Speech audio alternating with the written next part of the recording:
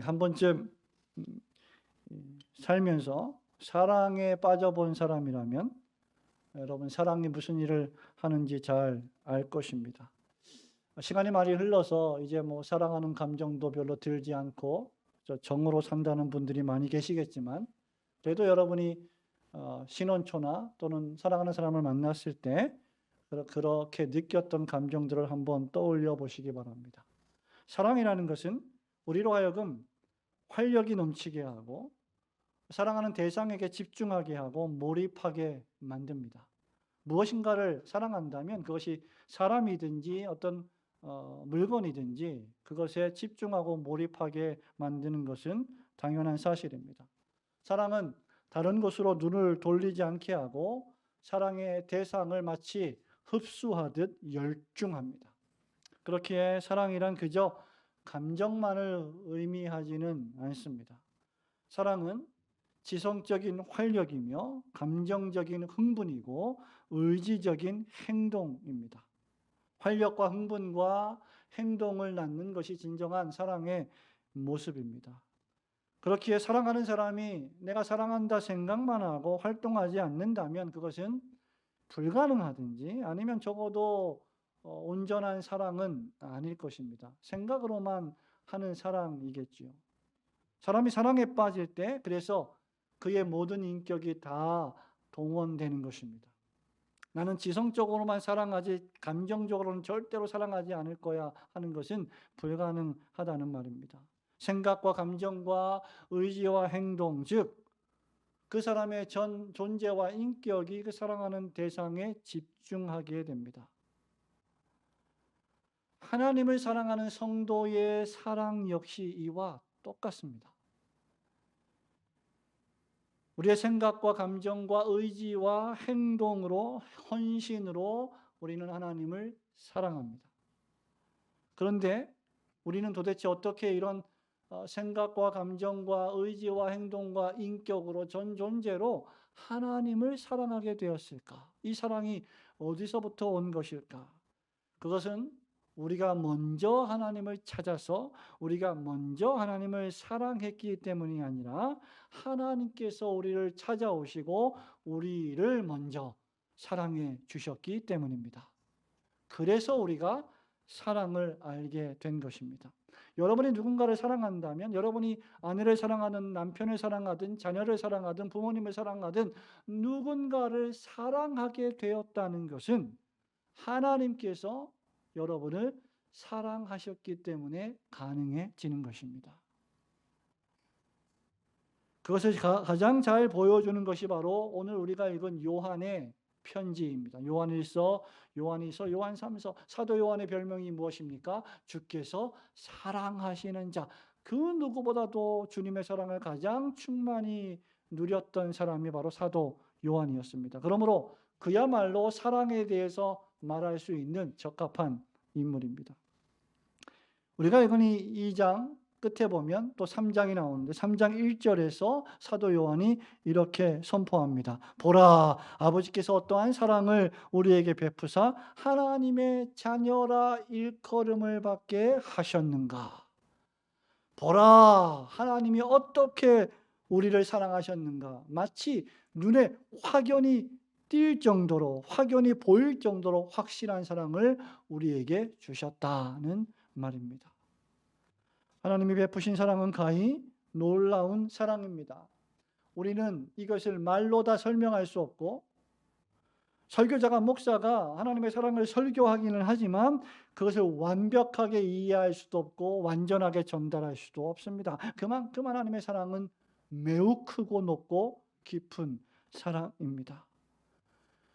그저 우리는 하나님께서 영원 전부터 영원까지 사랑이시며 그 하나님이 먼저 우리를 사랑하셨으며 그 하나님의 사랑이 예수 그리스도로 하여금 우리를 위하여 그 많은 고난을 견디게 하시고 십자가에서 자신의 생명을 내어주시기까지 희생하신 사랑이라는 것, 그것만 우리는 말할 수 있을 뿐입니다.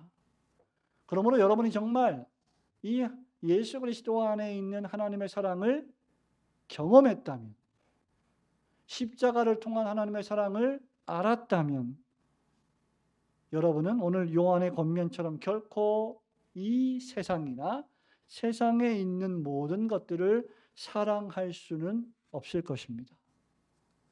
거듭난 신자라면, 하나님께서 다시 태어나게 하신 신자라면 그는 세상을 사랑하는 자가 아니요 하나님을 온전히 사랑하는 자가 되기 때문입니다.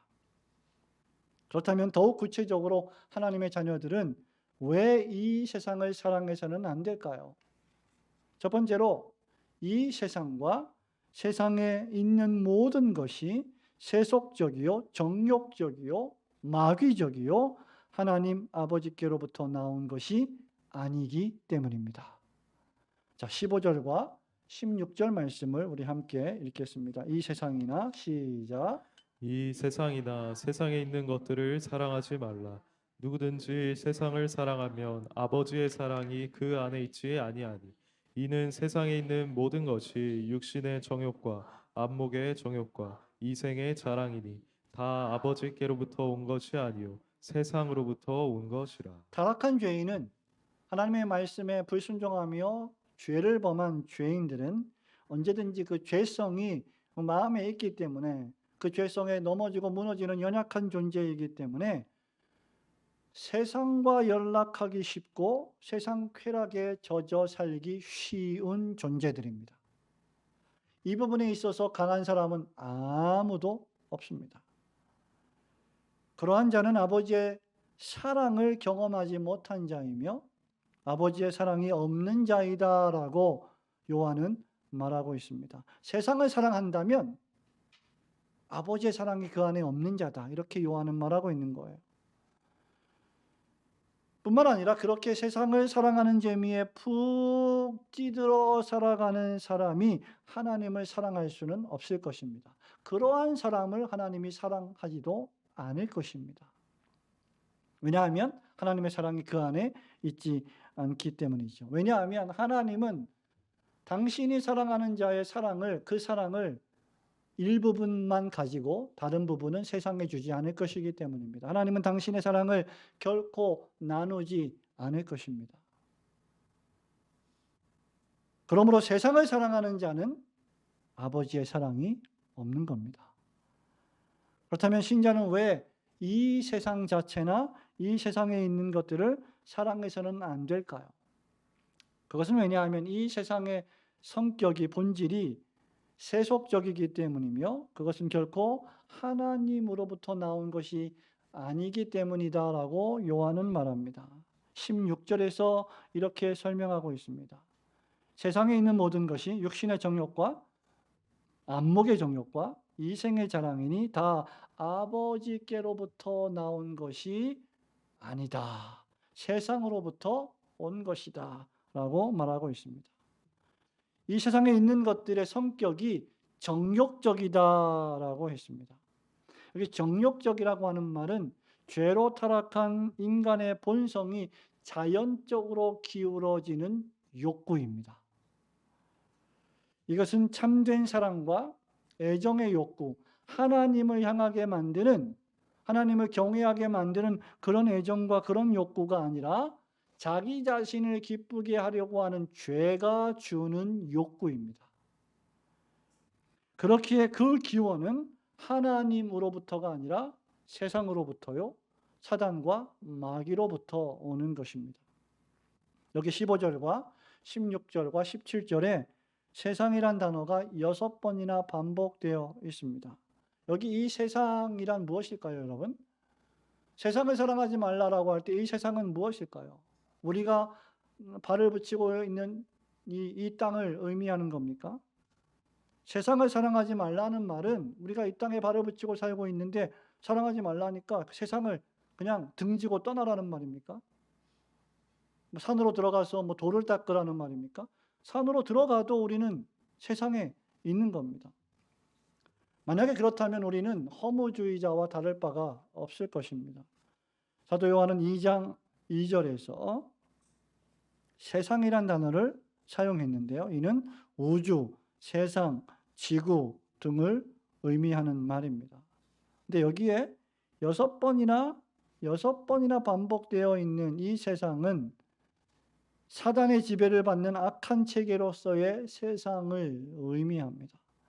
그렇기 때문에 요한은 이 세상에 있는 것들은 사단의 지배를 받는 육신의 정욕과 안목의 정욕과 이생의 자랑들이 가득한 세상이다. 이렇게 말하고 있는 거예요. 다 우리의 죄악된 욕구들, 하나님을 가까이 하지 않으려고 하는 욕망들, 불경건한 욕망들, 불신앙적인 욕심들, 하나님과 관계없는 소원들, 하나님을 경외하게 만들지 않는 내 안에서 나오는 욕구들, 하나님과 교회를 중심하지 않는 욕심들을 가리킵니다. 이 세상을 사랑하지 말라는 거죠. 그러므로 신자는 이러한 세상을 거부해야 하며 이 세상이 추구하는 삶의 방식과 체계와 가치관과는 전혀 새로운 방식의 삶과 가치관을 따라 살아가야 하는 자들입니다. 왜냐하면 그가 다시 거듭났기 때문입니다.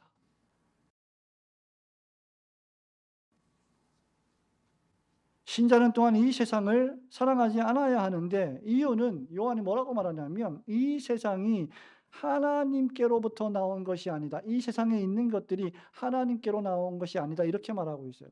여러분, 이 말은 하나님이 창조하지 않으셨다 이 말입니까? 아닙니다. 하나님이 창조하셨는데 이 죄와 악과 마귀적이요 정욕적인 이 세상의 문화와 가치관들이 하나님께로부터 온 것이 아니라 타락한 마귀로부터 온 것이라는 것을 말하고 있습니다. 이 세상에 있는 여러분들이 관계하고 있는 모든 것들의 출처들이 세상에 속한 것, 즉 죄악적이고 마귀적이고 정욕적인 것이기 때문이다라고 말하고 있습니다. 야고보 사도도 야고보서 3장 14절과 15절에서 이렇게 말했습니다. 이 세상과 세상에 있는 것들을 사랑치 말라고 했는데 그것이 무엇인지를 이렇게 말합니다. 그러나 너희 마음속에 독한 시기와 다툼이 있으면 자랑하지 말라. 진리를 거슬러 거짓말하지 말라. 이러한 지혜는 위로부터 내려온 것이 아니요 땅 위의 것이요 정욕의 것이요 귀신의 것이니. 마음속에 있는 독한 시기와 다툼, 거짓말 이런 것들이 이 세상과 이 세상에 있는 것들이다라고 요한은 말하고 있는 것입니다. 성도 여러분, 만약에 어떤 사람이 나는 거듭난 신자입니다. 나는 교인입니다. 하나님의 자녀입니다라고 말하는데 예배도 드리는데 예배 드리면서 물질도 헌금하고 바치는데 봉사도 하는데 입만 열면 욕을 입에 달고 산다. 상상이 가능합니까? 매사에 하나님을 믿는다고 하는데 시기하고 질투하고 매사에 인내라고는 찾아볼 수가 없고 참지 못하고 보복하고 복수하며 그렇게 살아간다면 그것이 바로 정욕적인 인생이 되는 겁니다. 우리의 마음속에 있는 죄악된 본성을 추구하며 살아가는 사람인 것이죠. 그렇기 때문에 이런 것들은 결코 하나님을 참되게 섬기는 빛의 자녀들과는 양립될 수가 없는 것들입니다. 한 종이 두 주인을 섬길 수 없습니다. 한 자녀가 두 아버지를 섬길 수 없습니다. 마찬가지로 신자는 하나님을 사랑하든지 세상을 사랑하든지 둘 중 하나입니다. 신자가 두 주인을 섬길 수는 결코 없는 노릇입니다.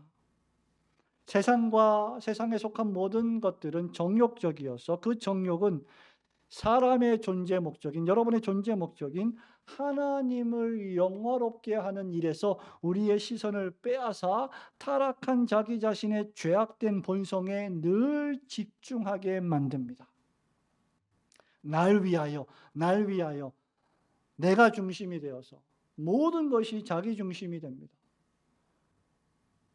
우리 SFC의 강령의 생활 원리가 무엇입니까? 첫째, 하나님 중심. 둘째, 성경 중심. 셋째, 교회 중심인데 이 세상과 세상을 사랑하는 정욕적인 사람은 첫째, 나 중심. 둘째도 나 중심, 셋째도 나 중심이 되는 겁니다. 마치 내가 하나님이야, 너 자신이 신이야, 내가 가장 중요해, 모든 것은 널 위해 존재해야 해, 이렇게 속삭이는 것이 바로 마귀의 속삭임이요, 부추김이요, 이 세상과 이 세상에 속한 것들이 우리에게 요구하는 것들입니다. 이것이 우리가 세상을 사랑하지 않아야 할 분명한 이유입니다. 성도 여러분, 하나님을 사랑하지 못하게 만드는 이 세상의 정욕들을 멀리하고 이 세상의 타락한 문화와 가치관에 따라 살지 않으시는 성도들이 되시기를 주님의 이름으로 축원합니다. 두 번째로, 왜 우리는 이 세상을 사랑하지 않아야 하느냐? 요한이 뭐라고 말하냐면, 이 세상과 정욕은 유한적이요, 전부 다 지나가지만 하나님의 뜻만을 행하는 것이 영원하기 때문이다라고 말하고 있습니다.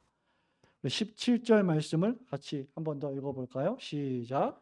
이 세상도 그 정욕도 지나가되 오직 하나님의 뜻을 행하는 자는 영원히 거하느니라. 17절에서 요한은 신자가, 하나님의 자녀들이 이 세상을 사랑하지 않아야 될 두 번째 이유를 강조하고 있는데요. 그것은 바로 이 세상이 유한적이다.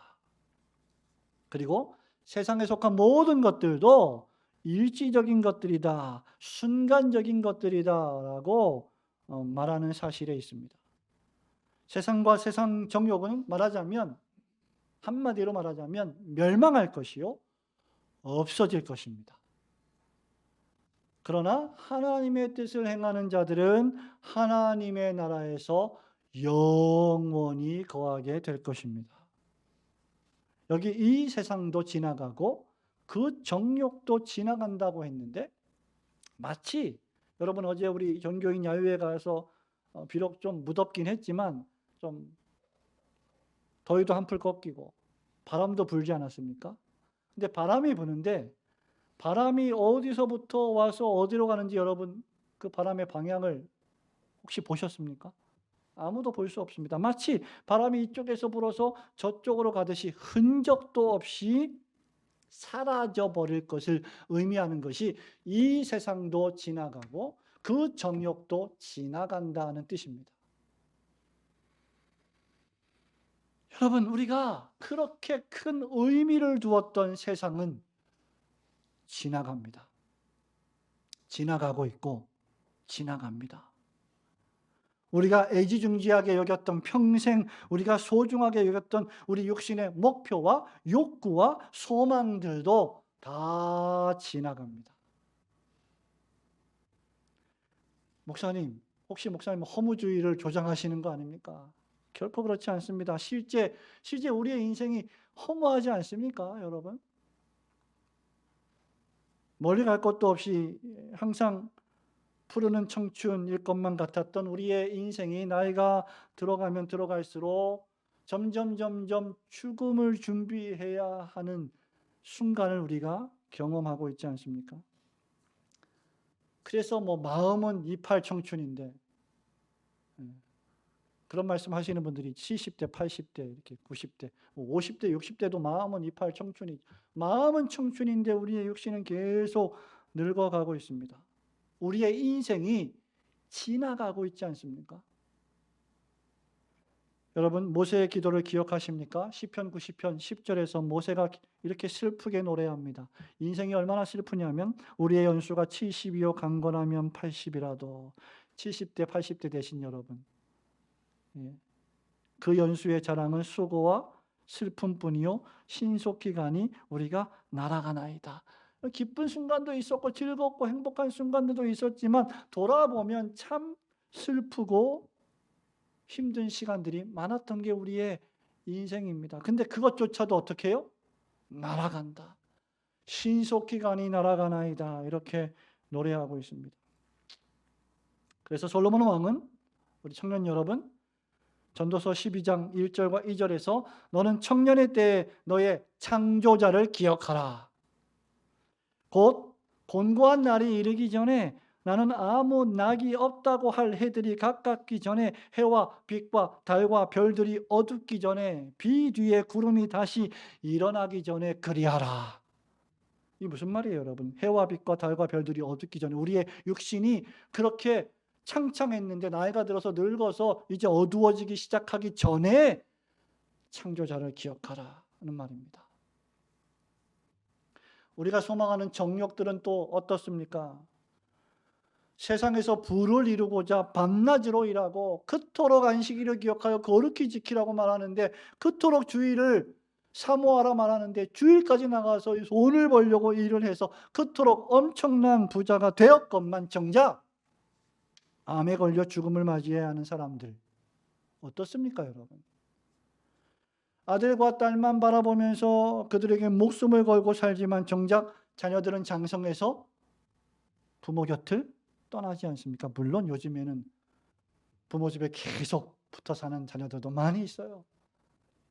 그러나 그렇게 우리가 소망을 두었던 자녀들도 다 떠나갑니다. 세상에서 인기를 구가하기 위해 가진 애를 쓰지만 그런 인기라는 것이 마치 가을 낙엽처럼 바람에 흩날리는 것이 우리의 인생이 아닙니까? 솔로몬 왕의 말처럼 바람을 잡으려는 것과 같다. 불어오는 바람을 잡으려는 것과 같다. 우리의 인생이. 전도서 1장 14절에서 솔로몬 왕이 말합니다. 내가 해 아래에서 행하는 모든 일을 보았노라. 보라, 모두 다 헛되어 바람을 잡으려는 것이로다.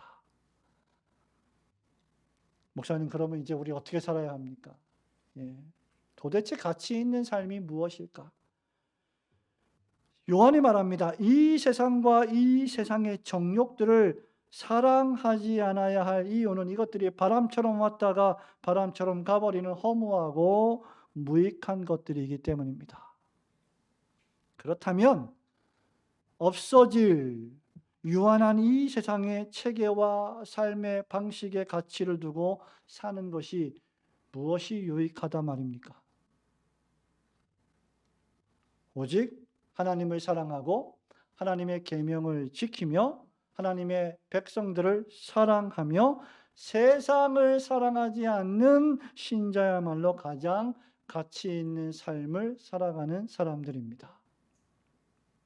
왜냐하면 오직 하나님만이 영원하시며 하나님의 사랑만이 영원하시기 때문입니다. 그러면 여러분 이제 스스로에게 물어보시기 바랍니다. 내가 내 인생에서 가장 애지중지하는 것은 과연 무엇인가? 그것은 지나가는 것인가? 영속하는 것인가? 내가 붙잡고 있는 것은 바람 같은 것인가? 아니면 영원한 것인가? 그것은 헛된 것인가? 의미 있는 것인가? 그것은 무익한 것인가? 내 영혼에 유익한 것인가? 이사야 선지자는 이사야서 40장 8절에서 푸른 마르고 꽃은 시드나 우리 하나님의 말씀은 영원히 서리라 하라고 말씀했습니다. 여러분이 붙잡고 있는 것은 주님을 위한 것인가? 오직 나만을 위한 것인가? 우리가 붙잡고 있는 것은 하나님의 영원한 말씀인가? 없어질 세상의 무익한 말들인가? 그러므로 오직 하나님의 뜻을 행함으로 하나님께 영광 돌리며 살아가시는 성도들이 되시기를 주님의 이름으로 축원합니다. 마지막으로, 그런데 문제는 우리가 이 세상을 진정으로 사랑하지 않으려면 어떻게 해야 되느냐? 결론적으로 말씀드리면 하늘로부터 흘러나오는 하나님의 사랑에 깊이 잠겨 살아야 합니다. 하늘로부터 흘러나오는 하나님의 사랑을 알아야 합니다. 16절 말씀 우리 한 번 더 읽어볼까요? 이는 세상에 시작.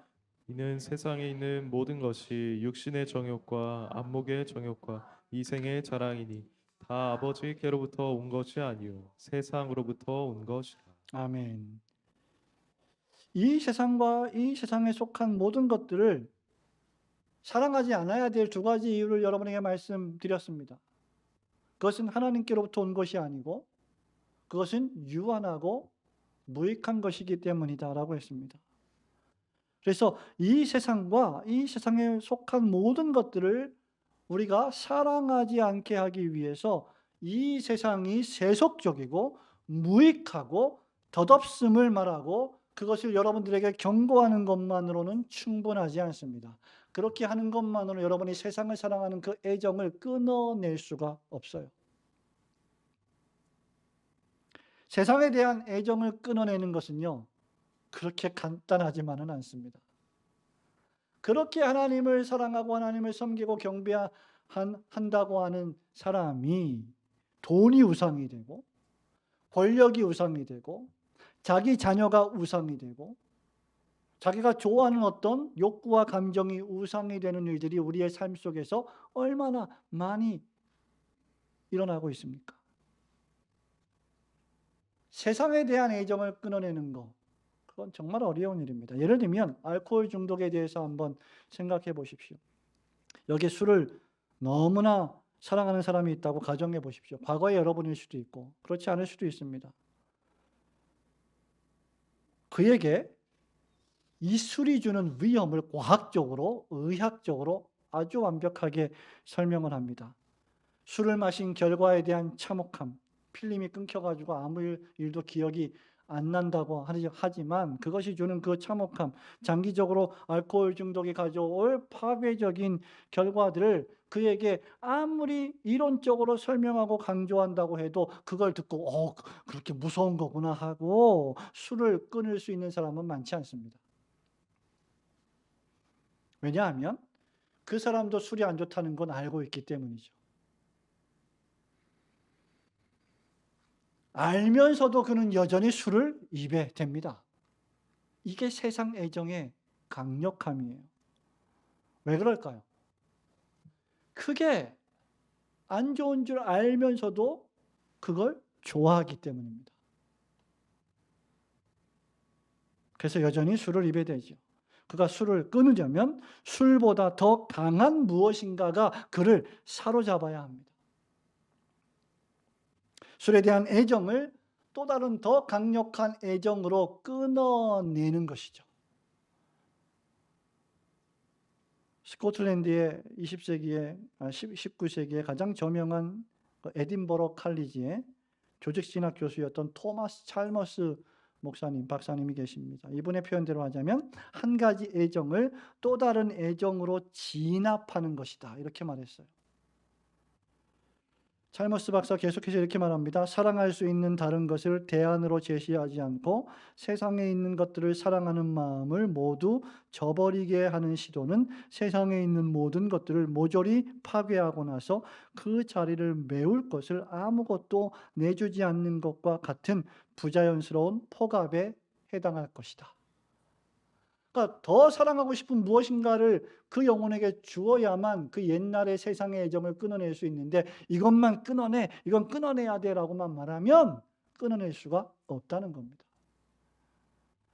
그러면 세상을 사랑하는 그 애정을 진압하는 또 다른 애정은 과연 무엇입니까? 바로 우리 주 예수 그리스도 안에 있는 하나님의 사랑입니다. 그것이 바로 16절에서 요한이 말하는 하나님으로부터 오는 사랑이며 요한서신에서 말하는 예수 그리스도의 십자가 사랑입니다. 요한일서 4장 9절을 우리 같이 보실까요? 요한일서 4장 9절입니다. 하나님의 사랑이 같이 읽습니다. 시작.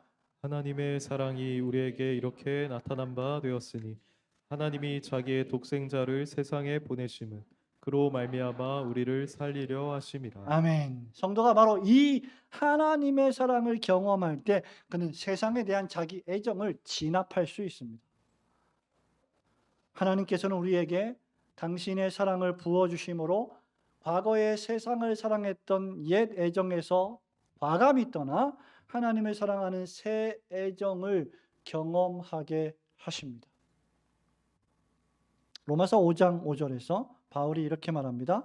소망이 우리를 부끄럽게 하지 아니함은 우리에게 주신 성령으로 말미암아 하나님의 사랑이 우리 마음에 부은 바 됨이니. 하나님이 우리에게 애정을 주시는데, 사랑을 주시는데 성령으로 말미암아 부어 주신다고 했습니다. 부어 주신다는 말은 넘치도록 부어 주신다는 뜻입니다. 부어서 넘치게 만들어 주신다라는 말입니다. 찔끔 주시는 게 아니라 풍성하게 주신다는 말입니다. 그것이 무엇입니까? 예수 그리스도의 십자가입니다. 지극히 영광스럽고 탁월하신 하나님의 아들 예수 그리스도께서 비천하고 무가치한 나를 받아주시고 나를 위하여 친히 십자가에 못 박혀 희생하시고 당신의 목숨을 주셨다는 사실은 우리를 놀라게 합니다. 성령님께서는 이 그리스도 예수 안에 있는 하나님의 사랑을 우리의 마음이 풍성히 깨닫도록 그 사랑을 부어주십니다. 이런 사랑을 받은 사람은 세상을 사랑할 수가 없는 거예요. 그렇게 우리 안에 내주하신 성령님은 사랑의 영이십니다. 누구든지 거듭난 사람은 바로 이 사랑을 경험함으로 세상을 사랑했던 옛 애정을 떠나게 합니다. 그리고 우리 안에 새롭게 시작된 이 내적인 기쁨과 즐거움으로 충만하게 합니다. 과거에는 세상 친구들과 연락하며 살아가는 것이 너무나 기쁘고 즐거운 유일한 소망이었는데 이제는 새로운 가족들과 함께 영적으로 동맹하며 주님의 집에서 예배하고 말씀을 듣고 기도하며 성찬을 나누며 교제하는 것이 훨씬 더 100배, 1000배, 만배 기쁘고 즐거운 일이 되는 것입니다. 이전에 즐겨하던 세상 낙을 버리고 하나님 자신이 그의 온전한 기쁨이 됩니다. 그래서 시편 23편 1절 말씀처럼 여호와는 나의 목자시니 내가 부족함이 없습니다 라고 고백하는 사람이 되는 겁니다. 여러분, 이 말은 무슨 말입니까?